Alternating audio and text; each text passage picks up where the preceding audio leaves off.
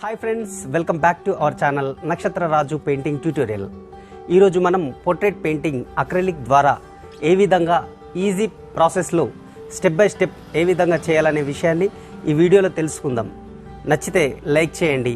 ఇలాంటి కంటెంట్ ఈ painting, acrylic, oil, pencil and water colours paintings కోసం మన ఛానల్ని సబ్స్క్రైబ్ చేయండి. Okay friends, let's begin start video. Thank you so much. So friends, ఇప్పుడు ఈ ముగ్గురు వ్యక్తుల యొక్క రిఫరెన్స్ ఫోటోను పెయింటింగ్ వేద్దాము. ఇప్పుడు నేను స్కెచింగ్ కోసం వాడే మెథడ్ గ్రిడ్ మెథడ్. దానికోసం సింపుల్గా మనం ఆండ్రాయిడ్ మొబైల్స్ కానీ ట్యాబ్స్ కానీ ఉపయోగించి అందులో ఆర్టిస్ట్ గ్రిడ్ అనే యాప్ ద్వారా గ్రాఫ్ వేసుకుందాము.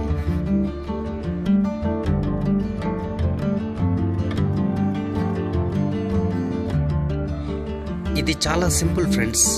ప్లే స్టోర్లో ఆర్టిస్ట్ గ్రిడ్ అని టైప్ చేస్తే చాలా యాప్స్ అవైలబుల్గా ఉంటాయి. అందులో మీకు ఏదైతే కంఫర్ట్గా అనిపిస్తే అది సెలెక్ట్ చేసుకొని ఇన్స్టాల్ చేసుకోండి.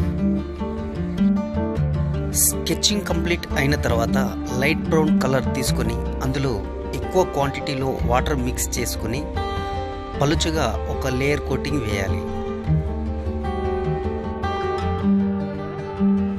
ఇలా చేయడం ద్వారా మనం నెక్స్ట్ వేసేటువంటి ఫేస్ కలర్ కానీ, ఆ షేడ్స్ కానీ, ఆ బ్యాక్గ్రౌండ్ కలర్స్ కానీ మనం ఏ టింట్ అయితే మిక్స్ చేసుకుంటామో ఆ టింట్ లోపల ఈ పెన్సిల్ అనేది మిక్స్ కాకుండా ఉంటుంది. అలాగే క్యాన్వాస్ బోర్డ్ యొక్క సర్ఫేస్ మనం వేసేటువంటి అక్రిలిక్ పెయింటింగ్స్కి యూజర్ ఫ్రెండ్లీగా మారుతుంది. ఇంకో విషయం ఏంటంటే ఆ బ్యాక్గ్రౌండ్ క్యాన్వాస్ యొక్క బ్యాక్గ్రౌండ్ ఆ వైట్ కలర్ అనేది మన కంటికి రిఫ్లెక్ట్ కాకుండా కూడా కొంచెం కూల్ బ్యాక్గ్రౌండ్ లాగా ఉంటుంది అన్నమాట. న్యూట్రల్ బ్యాక్గ్రౌండ్ లాగా ఉంటుంది. తర్వాత ఒక 10 minutes తర్వాత మనం కలరింగ్ స్టార్ట్ చేసుకోవచ్చు. మనం వాడే అటువంటి కలర్స్ మౌంట్ మాటే అక్రిలిక్ పెయింట్స్. ఇది పోర్ట్రేట్ వేయడానికి చాలా కంఫర్ట్గా ఉంటుంది ఫ్రెండ్స్. మనకు దొరికే అటువంటి టాప్ 3లో ఇది కూడా ఒక మంచి కంపెనీ.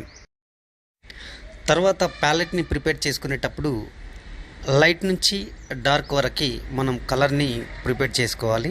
అలా అయితే కంఫర్ట్గా ఉంటుంది ఫ్రెండ్స్. ఇప్పుడు కలరింగ్ స్టార్ట్ చేద్దాం.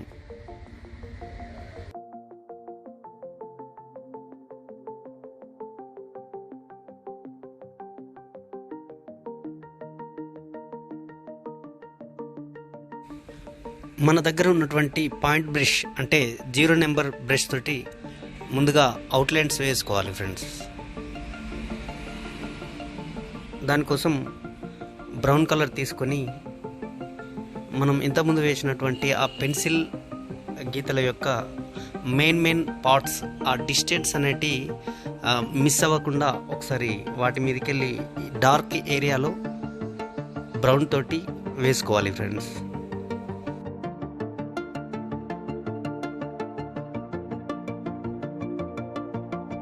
అక్రిలిక్ కలర్స్ని లేయర్ బై లేయర్ ప్రాసెస్ ద్వారా మొదలు పెట్టాలి. అంటే మొదటగా డార్క్ కలర్స్ వేస్తూ తర్వాత లైట్ కలర్స్కి రావడం.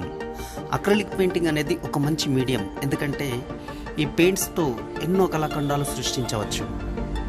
మనం ఎంచుకున్న రిఫరెన్స్ పిక్చర్లో కనుక డీప్గా అబ్జర్వ్ చేస్తే అందులోని కలర్ల యొక్క డెప్త్, వేరియేషన్ అనేది తెలుస్తుంది. దాని ప్రకారంగా మన ప్యాలెట్ మీద ఆ కలర్స్ల యొక్క టింట్ను మిక్స్ చేస్తూ కాన్వాస్ బోర్డ్ పైన అప్లై చేసుకుంటే చాలా ఈజీగా ఉంటుంది. ఈ కలర్స్ యొక్క ప్రత్యేకత ఏమిటంటే త్వరగా డ్రై అవ్వడం. అలా అవడం వల్లనే మనం వెంటనే డెప్త్లను మరియు లైటింగ్ని లేయర్ బై లేయర్గా క్రియేట్ చేయవచ్చు. ఎగ్జాంపుల్గా ఒక శిల్పాన్ని చెక్కుతున్నప్పుడు చక్కగా ఆ ఆకృతి వచ్చే వరకు ఎలా అయితే చెక్కుతాడో ఒక శిల్పి, అదేవిధంగా మన పోర్ట్రేట్ అనేది పర్ఫెక్ట్గా కుదిరేదాకా మనం ఆ లేయర్స్, ఆ డెప్త్, ఆ లైటింగ్స్ని అబ్జర్వ్ చేస్తూ వేస్తూనే ఉండాలి. ఫేస్ కలర్స్ సింగిల్ కోటింగ్ చేసిన తర్వాత బ్యాక్గ్రౌండ్ వేసుకోవాలి. ఈ బ్యాక్గ్రౌండ్ని నేను మల్టీ కలర్లో తీసుకుంటున్నాను. అది ఎలాగంటే బ్యాక్గ్రౌండ్లో వాడే ప్రతి కలర్లో కొంచెం బ్లాక్ కానీ కొంచెం బ్లూ కానీ లేదా మనం బ్యాక్గ్రౌండ్లో వాడే ప్రతి కలర్కి దాని యొక్క అపోజిట్ కలర్ని కొంచెం యాడ్ చేయాలి. అలా చేసినప్పుడు బ్యాక్గ్రౌండ్ డల్గా మారి మనం వేసిన పోర్ట్రేట్ మాత్రం బ్రైట్గా కనిపిస్తుంది. క్యాన్వాస్ బోర్డు యొక్క ఎడ్జెస్కి డార్క్ కలర్స్ యూజ్ చేసి అలాగే పోర్ట్రేట్ యొక్క ఎడ్జెస్కి లైట్ కలర్స్ యూజ్ చేయడం వల్ల ఆ పోర్ట్రేట్స్ అనేటివి ఎక్కువగా ఎలివేట్ అవుతాయి.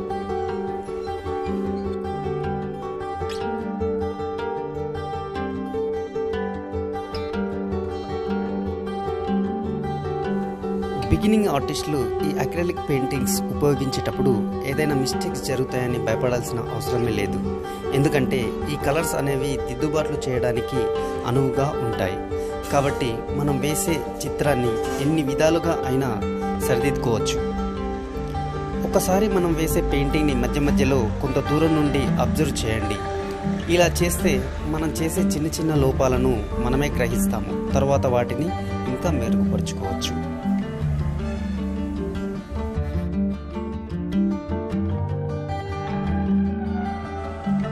ఫైనల్గా డీటెయిలింగ్ వర్క్ను స్టార్ట్ చేద్దాము.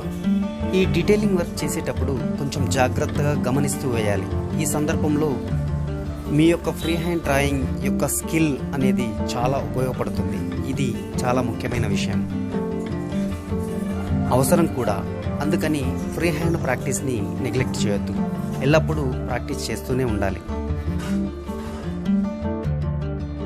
ఇలా చిన్న చిన్న డీటెయిల్స్ అన్నీ అబ్జర్వ్ చేస్తూ మన సమయాన్ని ఎంతైతే కేటాయిస్తామో అవుట్పుట్ అనేది అంత అందంగా వస్తుంది.